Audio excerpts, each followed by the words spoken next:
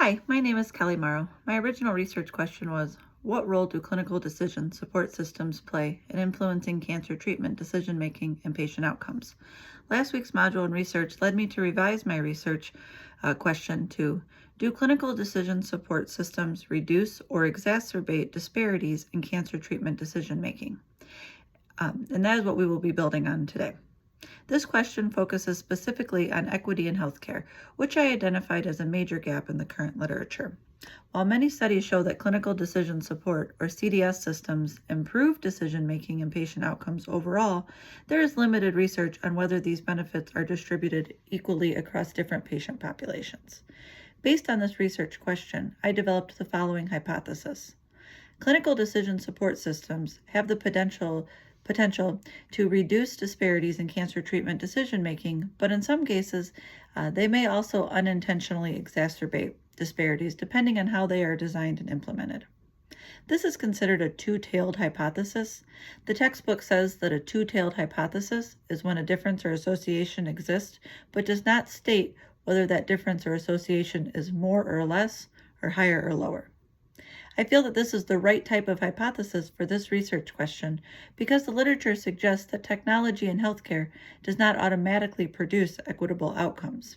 Instead, its impact depends on multiple factors, such as data quality, system design, and provider use.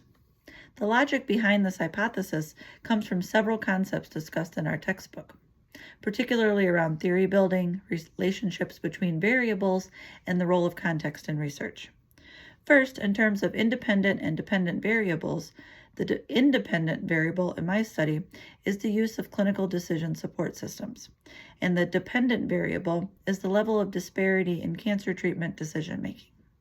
The relationship I am proposing is that CDS systems influence how treatment decisions are made, which in turn may either reduce or widen disparities among different patient groups. The logic for why CDS systems might reduce disparities is that they standardize decision-making.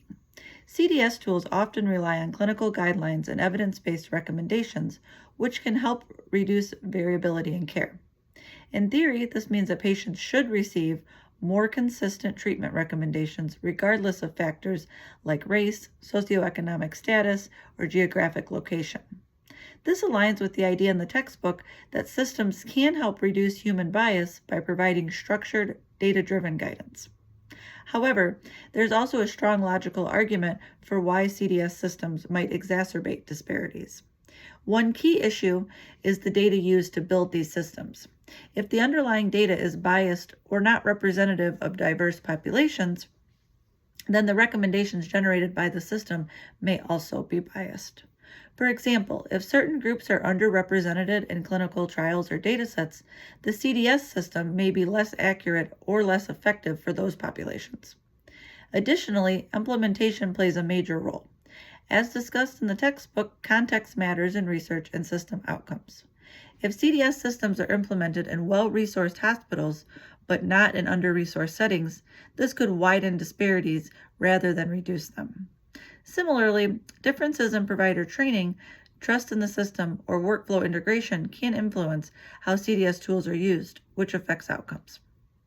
Another part of my logic is based on behavioral factors. In my previous research, I found that CDS systems tend to support decision-making more than they can change long-term behavior. This suggests that even if the system provides equitable recommendations, providers and patients may not always follow them consistently. This introduces another layer where disparities could persist despite the presence of a CDS system.